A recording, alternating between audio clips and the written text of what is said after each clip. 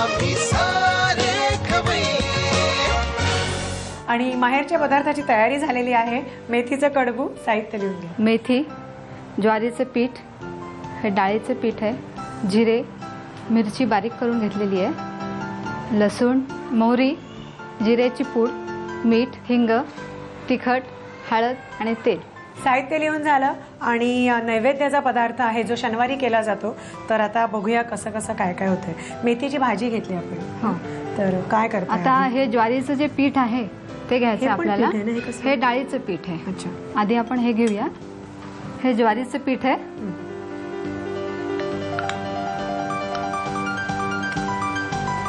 त्याच्यामध्ये अगदी थोडंसं चमचाभर डाळीचं पीठ टाकायचं आहे.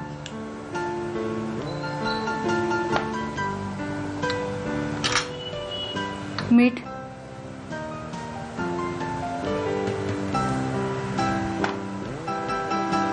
जिऱ्याची पूड आहे, ही मिरची बारीक करून घेतलेली आहे. ठेचा म्हणजे? हा, ठेचा म्हणजे ह्याच्यात बाकी मीठ वगैरे का? काहीच नाही आहे. अच्छा, फक्तच प्लेन मिरची आहे. क्रश क्रश केलेली मिरची. क्रश केलेली मिरची आहे. हळद. हळद, हिंग. मीठ घातलं? हो, मीठ घातलं. तेल घालायचं.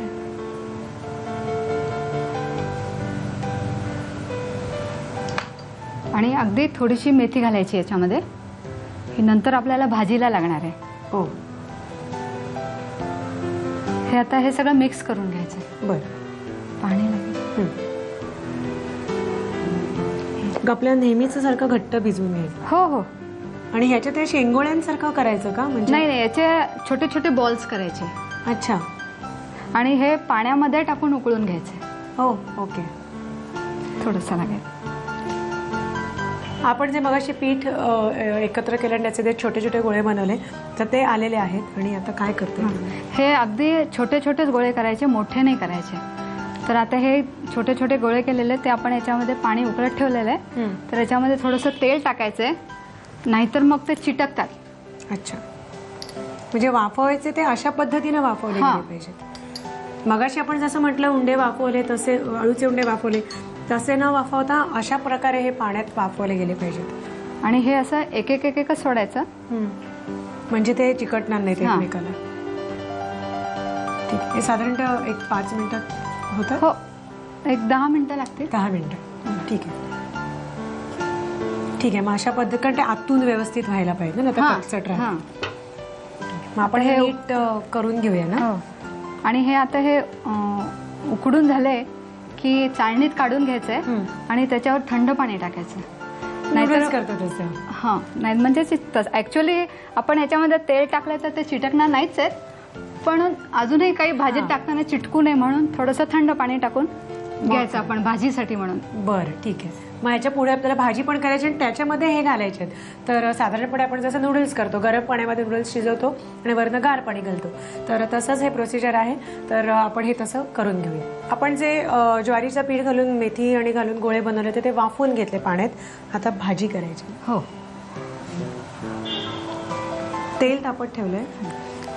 आपण याच्यामध्ये आता मोहरी घालूया.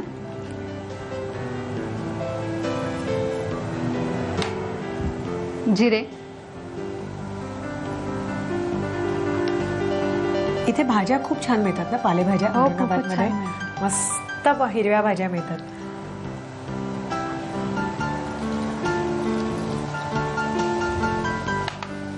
आता मी हे लसूण घालतीये.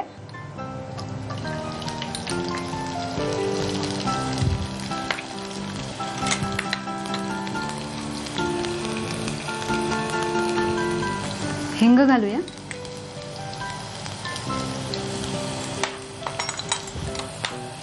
हे थोडंसं लालसर होईल. औरंगाबादकडे येताना दोन्ही बाजूला रस्त्याला इतकी सुंदर शेतं दिसतात आणि पूर्ण परिसरच असा हिरवागार आणि सुंदर दिसतो. आणि पाऊसही खूप पडला ना. हो, पाऊस थांबतच नाहीये, पडतो म्हणजे पडतच राहिलाय सारखा. आता याच्यात आपण मेथी घालू.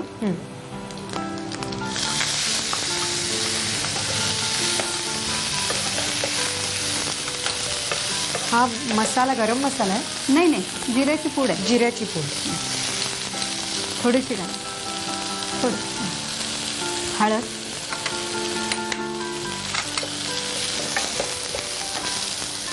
तिखट,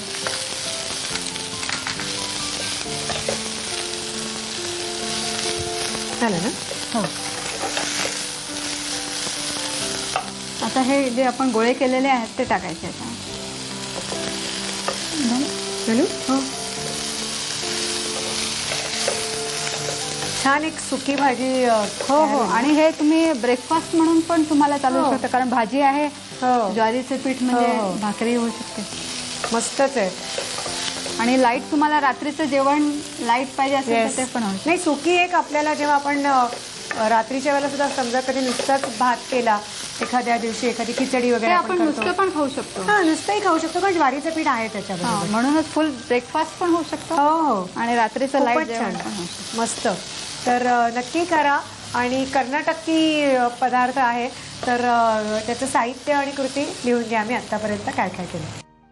हां, वाफवून घेतो आम्ही. मेथीचं कडबू बनवण्यासाठी लागणारं साहित्य: मेथीची पानं, ज्वारीचं पीठ, बेसन, जिरं, बारीक चिरलेली हिरवी मिरची, लसूण, मोहरी, जिरेपूड, मीठ, हिंग, तिखट, हळद आणि तेल. कृती: प्रथम एका बाउलमध्ये ज्वारीचं पीठ घेऊन त्यामध्ये चमचाभर बेसन, मीठ, जिरेपूड, बारीक चिरलेली हिरवी मिरची, हळद, हिंग, तेल, मेथीची थोडीशी पानं आणि पाणी घालून मिश्रण एकत्र भिजवून घ्यावं. या मिश्रणाचे छोटे गोळे करून तेल घातलेल्या गरम पाण्यामध्ये घालून वाफवून घ्यावेत. पॅनमध्ये तेल गरम करून त्यामध्ये जिरं, मोहरी, लसूण, मेथीची पानं, जिरेपूड, हळद, तिखट, मीठ आणि वाफवलेल्या ज्वारीच्या पिठांचे गोळे घालून भाजी वाफवून घ्यावी. आम्ही